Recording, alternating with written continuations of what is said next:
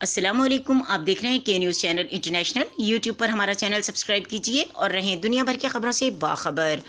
सूबाई वजीर दाखिला मीर ज़ियाउल्लाह लांगो ने वजीर आज़म पाकिस्तान इमरान खान का दौरा गवादर का खैर मकदम करते हुए कहा कि वजीर आज़म की ज़ाती तवज्जो और वजीर आला जाम कमाल की दिन रात काविशों के नतीजे में बालाखिर बलोचिस्तान में तरक्की का देरीना ख्वाब ताबीर पा गया। उन्होंने वजीर आज़म के दौरे के मौके पर जनूबी फ्री जोन की इफ्तिताह चीन के ताउन से गवादर में डिसबैली नेशन प्लांट और फराहमी आप के मनसूबे के मुआहदे और चीन ताउन से सोलर तवानाई के जरिए बिजली की फराहमी मनसूबे का आगाज खैर मकदम किया।